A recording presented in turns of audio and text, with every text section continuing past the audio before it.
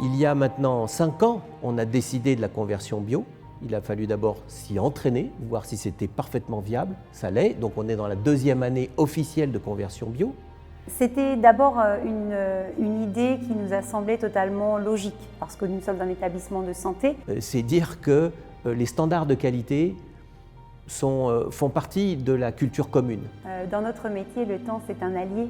À l'heure où tout veut aller vite, à l'heure où tout doit aller vite, et bien nous, en Bourgogne, et nous, dans le monde du vin, on a ce luxe-là de pouvoir faire que le temps est notre allié et prendre le temps d'observer, le temps de m'imprégner aussi des parcelles, des difficultés, vivre plusieurs millésimes aussi, les uns après les autres, pour savoir comment techniquement cette conversion va s'articuler. Le bio, oui, c'est traité, mais c'est traité sans intrants chimiques de synthèse, avec du cuivre et du soufre, et uniquement des produits de contact. Ça ne pénètre pas dans la plante. C'est pour ça qu'on est si vigilant aux fenêtres météo, parce que dès qu'il pleut, c'est lessivé et il faut recommencer.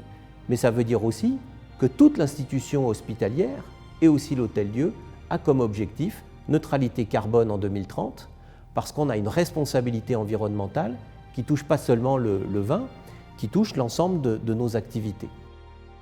Quel que soit le domaine de notre vie, ici, on est relié, on est connecté avec cet établissement.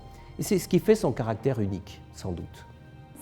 C'est une institution sur un territoire viticole avec plusieurs corps de métier, donc on est aussi un peu à la croisée des chemins, de la fierté de porter une partie de ça à travers le monde.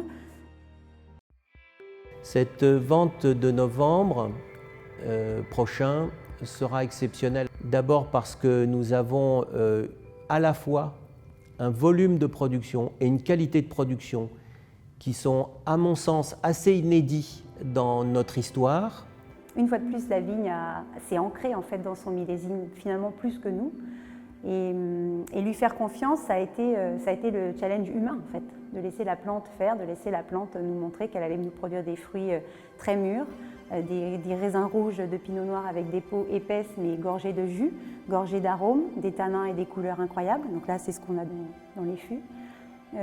Et puis des chardonnays, certes à la peau épaisse, mais avec une densité, une matière, pas mal de jus aussi, et presque un côté un peu tannique sur la perception de cette densité et de fond.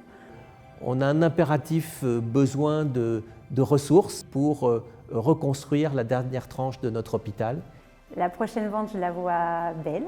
Belle parce qu'elle aura rendu les gens heureux, belle parce qu'elle aura fait en sorte que tout le travail qu'on a fait dans l'année aura été mis en lumière toute une journée, tout un week-end.